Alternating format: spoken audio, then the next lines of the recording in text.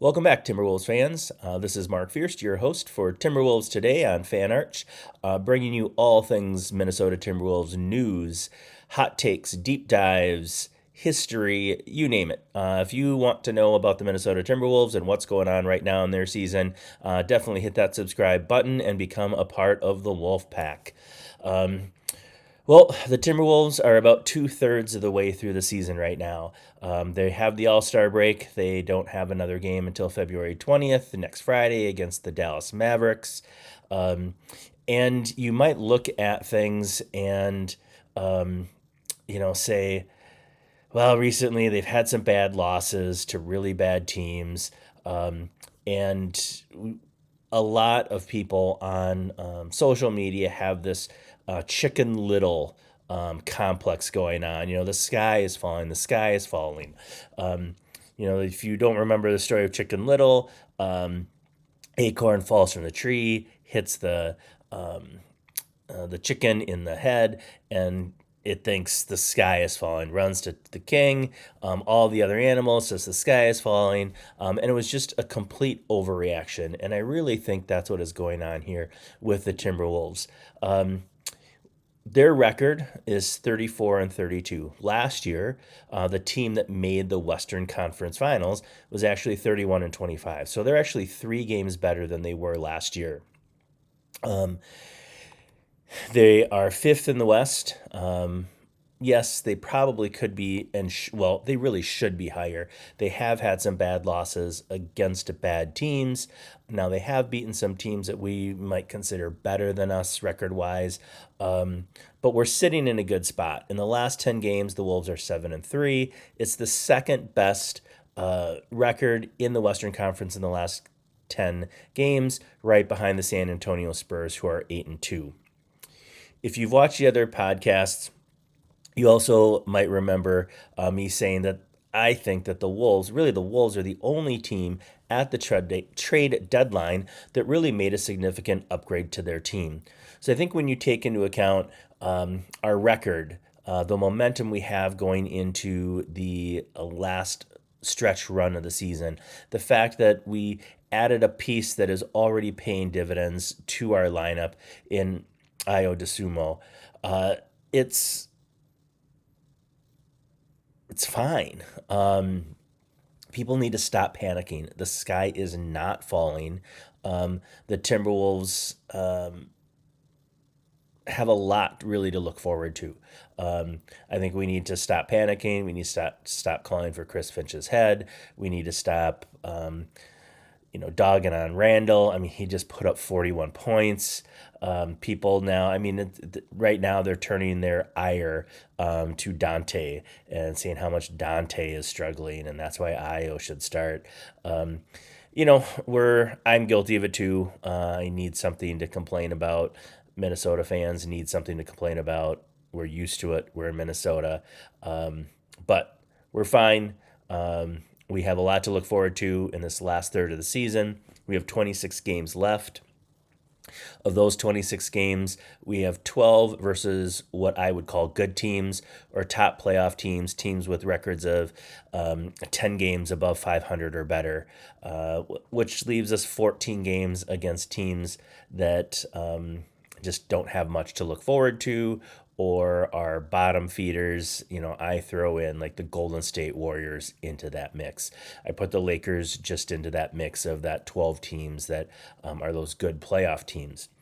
So I know that we really struggle with consistency. Hopefully that does get better. Hopefully the momentum will carry us strongly into this last stretch run.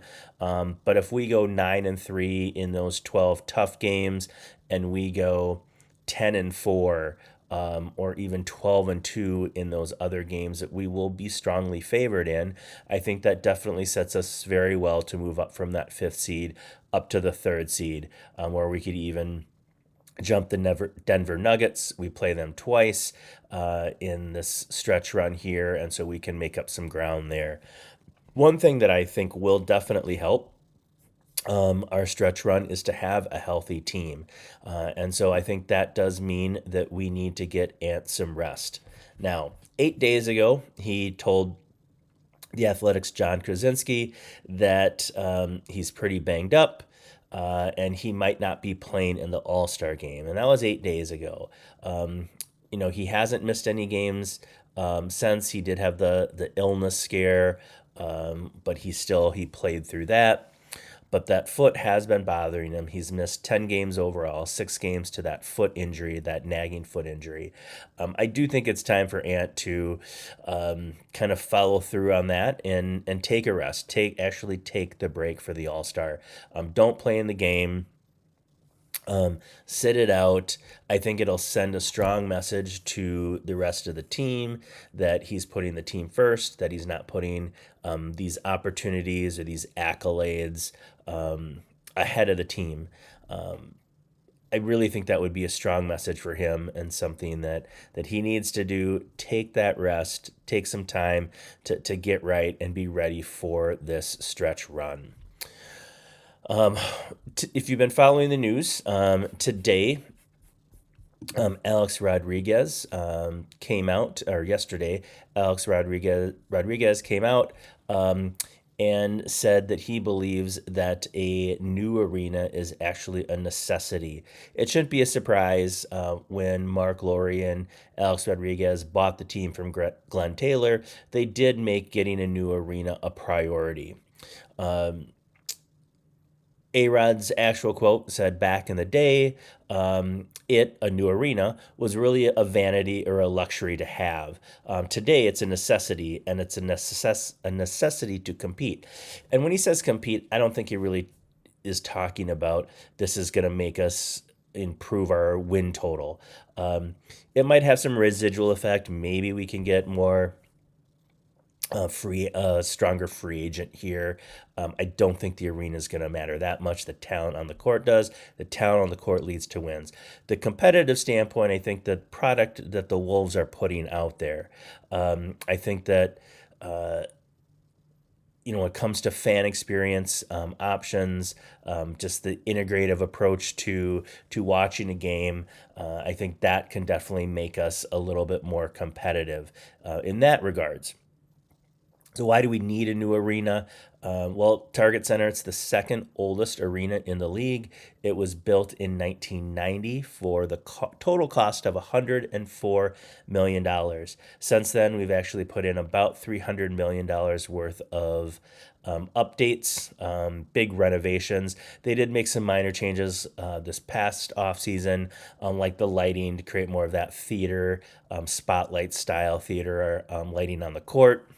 But you're looking at a roughly 400 million invested into the stadium. If you want to compare that to the three newest stadiums in the NBA, you look at the Bucks stadium, which was built in 2018, so 8 years ago. It was built for $1.2 million.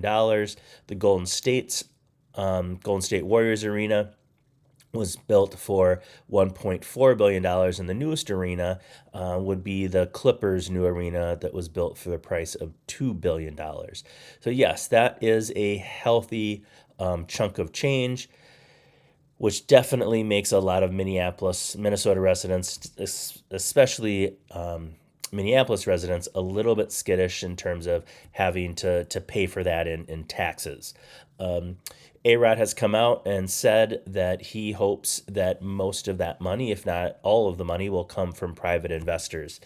If not, it definitely behooves the city of Minneapolis to kick in money to make this happen. There are other options outside of Minneapolis, which I'll get to in another upcoming podcast. But having a pro sports franchise, multiple ones in downtown Minneapolis, I think benefits the city. It benefits the businesses down there. With everything that's been going on the last couple of months in downtown, in the last few years, the things that have been going downtown, people have kind of said, well, I don't want to go downtown. There's fear, scared, whatever about going downtown. I personally don't buy into that. There's been isolated incidents, but for the most part, large part, it is very safe downtown. The Skyway system is very good. The security presence down there is very strong. But I think having the arena down there will definitely, and a new arena, maybe expanded options in terms of dining around the area, will definitely benefit the city and the state really too. So get on that, Minneapolis. If you have to kick in money, it will benefit you in the long run.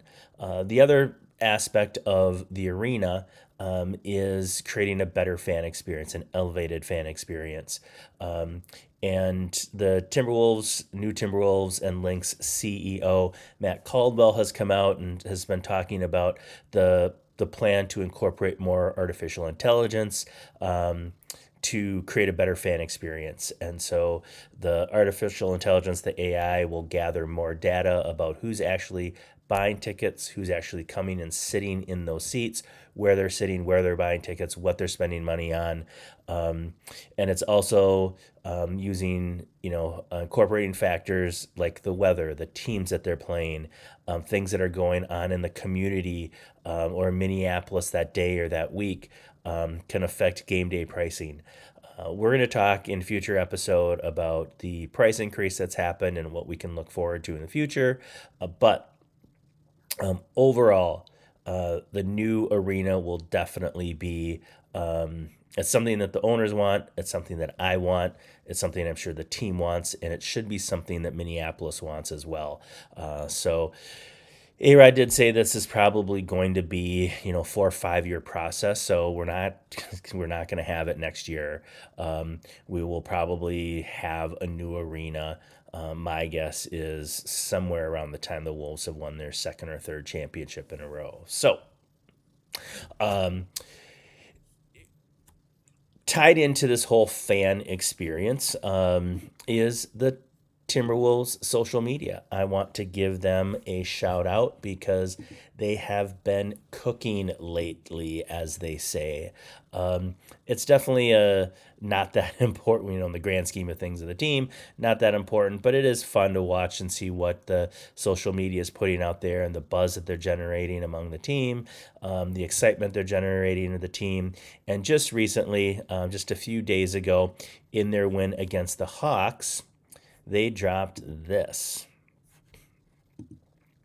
It is their receipt from the win against the Hawks on February 9th. And then you can see here Anthony, Edwards, Io, Julius, Rudy, Jaden, Bones, and Dante all scored in double figures. They added everything up. Subtotal $128. The rest of the bench chipped in 10 for $138. At the top, it says everyone eats. Total $138. Thank you for dining. Retain this copy for your records. So creative. So creative that everybody eats. Thank you for dining. This team really can eat. Social media, Timberwolves social media, marketing, they eat. And I think it's just one of those things that I think is really cool. And another thing that makes me kind of proud to be a Minnesota Timberwolves fan. So hopefully you like following their social media, and hopefully some of the stuff brings a smile to your face, because this is all about entertainment. It's all about having fun, and we need to remember that. We need to remember that going into this stretch run of the season, and just enjoy the ride. Just enjoy the ride. All right. Thanks for joining. Hit that subscribe button, and we will see you again soon.